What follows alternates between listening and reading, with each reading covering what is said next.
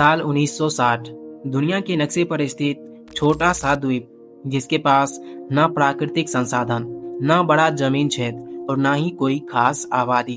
गरीबी का हाल ऐसा था कि पीने का पानी भी दूसरे देशों से खरीद कर लाना पड़ता था। लेकिन आज यही देश दुनिया के सबसे साफ, सबसे सुरक्षित और सबसे अमीर देशों में गिना जाता है।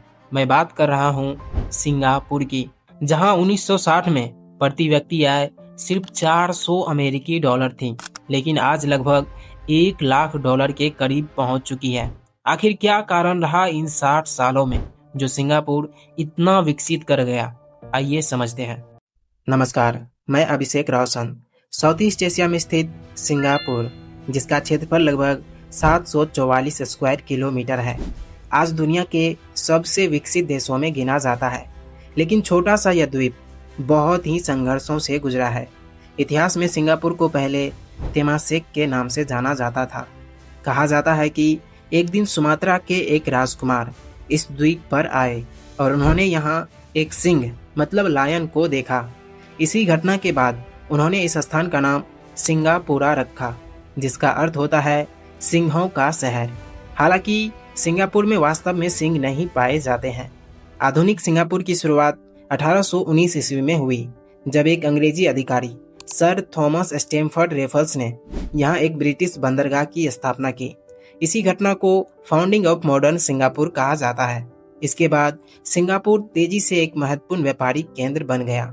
यहाँ चीन, भारत और मलय क्षेत्र के लोग आकर बसने लगे थे और धीरे धीरे यह द्वीप एक बहुसांस्कृतिक समाज में बदलने लगा था। सन 1824 एक समझौते के बाद सिंगापुर पूरी तरह से ब्रिटिश साम्राज्य के नियंत्रण में आ गया था। समय के साथ इसका महत्व बढ़ता गया और 1867 ईस्वी में सिंगापुर को सीधे ब्रिटिश शासन के अधीन क्राउन कॉलोनी घोषित कर दिया गया। इस समय तक यहाँ का बंदरगाह बेहद व्यस्त हो चुका था, व्यापार तेजी से बढ़ रहा था और धीरे धीरे सिंगापुर एशिया के सबसे बड़े व्यापारिक केंद्रों में से एक बन रहा था। लेकिन इतिहास हमेशा एक जैसा नहीं रहता। समय बदला और आया द्वितीय विश्व युद्ध का दौर, मतलब वर्ल्ड वार सेकेंड। युद्ध के दौरान जापान की सेना ने सिंगापुर पर हमला कर दिया, जिसे इतिहास में बैटल ऑफ सिंगापुर के नाम से जाना जाता है। 15 फरवरी 1942 ईस्वी को ब्रिटिश सेना की हार हो गई। इसके बाद शुरू हुआ जापानीज ऑक्यूपेशन ऑफ सिंगापुर। यह समय सिंगापुर के लोगों के लिए बेहद ही कठिन था। इस दौरान लोगों पर बहुत अत्याचार किए गए, खाने पीने की भारी कमी हो गई और जो विरोध करता उसे कड़ी सजा दी जाती थी। कहा जाए तो यह सिंगापुर के इतिहास का सबसे कठिन दौर था। संयोग से द्वितीय विश्व युद्ध में जापान की हार हो जाती है और इसके बाद सिंगापुर फिर से ब्रिटिश नियंत्रण में आ जाती है। लेकिन इस युद्ध ने यूनाइटेड किंगडम यानी कि ब्रिटिश साम्राज्य को काफी कमजोर कर दिया था। अब सिंगापुर के लोगों को भी यह एहसास हो चुका था कि समय बदल रहा है। इसी कारण यहाँ स्वशासन मतलब सेल्फ गवर्नमेंट की मांग तेज होने लगी थी। आखिरकार 1959 ईस्वी में सिंगापुर में पहला आम चुनाव हुआ। इस चुनाव में PAP यानी कि पीपुल एक्शन पार्टी के नेता ली कुआन यू ने शानदार जीत हासिल की। 51 सीटों में से 43 सीटें जीतकर उनकी पार्टी ने भारी बहुमत हासिल किया और इसी के साथ ली कुआन यू सिंगापुर के पहले प्रधानमंत्री बन जाते हैं। लेकिन सत्ता में आने के बाद उनके सामने कई बड़ी चुनौतियां थी। देश में बेरोजगारी बहुत ज्यादा थी, घरेलू बाजार छोटा था और प्राकृतिक संसाधन भी बेहद सीमित थे। ऐसे में ली कुआन यू ने सोचा, अगर सिंगापुर मलेशिया के साथ जुड़ जाती है तो उसे एक बड़ा बाजार मिलेगा, व्यापार बढ़ेगा, उद्योग लगाना आसान होगा और देश की सुरक्षा भी मजबूत हो जाएगी। और ऐसा ही हुआ। 1962 ईस्वी में एक जनमत संग्रह के बाद सिंगापुर को मलेशिया में शामिल कर लिया जाता है। लेकिन यह एक आसान साझेदारी नहीं थी। सिंगापुर की आबादी में चीनी मूल के लोग अधिक थे, जबकि मलेशिया में मलय समुदाय बहुसंख्यक थी। मलेशिया की सरकार मलय फर्स्ट नीति को प्राथमिकता देना चाहती थी, लेकिन सिंगापुर के प्रधानमंत्री ली कुआन यू का मानना था कि देश में रहने वाले सभी जातियों को बराबर अधिकार मिलने चाहिए। इसी मतभेद के कारण दोनों पक्षों के बीच नस्लीय तनाव बढ़ने लगी थी। स्थिति इतनी बिगड़ गई कि 1964 ईस्वी में बड़े नस्लीय दंगे भड़क उठे थे। इन दंगों में कई लोगों की जान भी चली गई और हजारों लोग घायल हुए और पूरे क्षेत्र का माहौल बेहद तनावपूर्ण हो गया था। आखिरकार मलेशिया के प्रधानमंत्री टुंकु अब्दुल रहमान ने फैसला लिया कि सिंगापुर को अलग कर देना ही बेहतर होगा और फिर 9 अगस्त 1965 ईस्वी को सिंगापुर को मलेशिया से अलग कर दिया जाता है। यह पल ली कुआन यू के लिए बेहद ही भावुक था। जब उन्होंने इस फैसले के बारे में टीवी इंटरव्यू में बताया तो वो खुद को रोक नहीं पाए।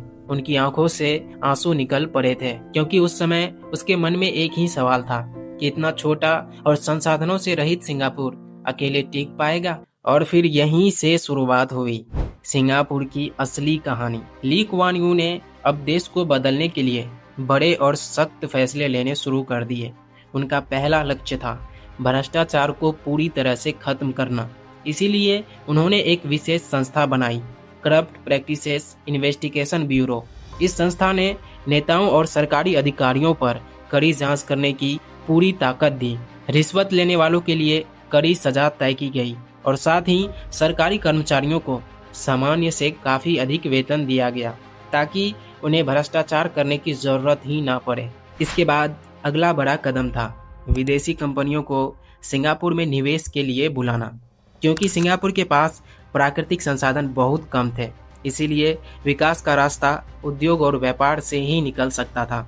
इसी उद्देश्य से सरकार ने एक और महत्वपूर्ण संस्था बनाई, इकोनॉमिक डेवलपमेंट बोर्ड।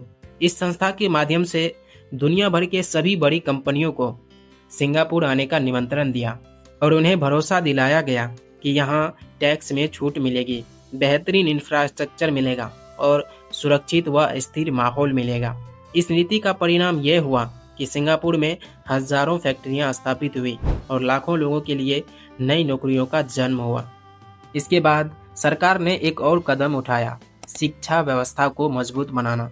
सरकार ने कई नीतियां लागू की, स्कूलों को आधुनिक बनाया और तकनीकी शिक्षा पर विशेष जोर दिया। साथ ही अंग्रेजी भाषा को मुख्य भाषा बनाया ताकि सिंगापुर के लोग दुनिया के साथ बेहतर तरीके से जुड़ सके। सरकार 1960 ईस्वी में एक और संस्था बनाई थी, हाउसिंग एंड डेवलपमेंट बोर्ड। इस संस्था का उद्देश्य था लोगों के लिए सस्ते और अच्छे घर बनाना। इसके तहत लाखों लोगों के लिए आधुनिक फ्लैट बनाए गए थे। यही कारण है कि आज सिंगापुर की लगभग 80% आबादी एचडीबी फ्लैट्स में रहती है। इसके बाद प्रधानमंत्री ली कुआन यू का एक और सपना था, सिंगापुर को दुनिया का सबसे साफ और अनुशासित शहर बनाना। इसके लिए सरकार ने गंदगी फैलाने पर भारी जुर्माना लगाया, ड्रग्स के खिलाफ बहुत सख्त कानून बनाए और अपराध करने वालों के लिए कड़ी सजा तय की गई। इन बड़े फैसलों का परिणाम ये हुआ कि सिंगापुर धीरे धीरे दुनिया के सबसे साफ और सुरक्षित शहरों में से एक बन गया। सरकार ने साथ ही सिंगापुर को वैश्विक व्यापार केंद्र बनाने पर भी ध्यान दिया था। आज पोर्ट ऑफ सिंगापुर दुनिया के सबसे व्यस्त बंदरगाहों में से एक है और सिंगापुर का चंगी एयरपोर्ट दुनिया के सबसे बेहतरीन हवाई अड्डों में गिना जाता है। इन सभी बड़े कदमों और नीतियों ने मिलकर एक छोटे और गरीब देश सिंगापुर को एक विकसित राष्ट्र में बदल दिया। और सबसे खास बात यह थी कि ली कुआन यू ने यह सब करते हुए कभी भी अपने काम का प्रचार नहीं किया। उन्होंने बस चुपचाप अपने देश को बेहतर बनाने के लिए काम किया और अंततः 2015 ईस्वी में इस महान नेता का निधन हो गया। लेकिन उनकी बनाई हुई नीतियां आज भी सिंगापुर की सफलता की नींव बनी हुई है।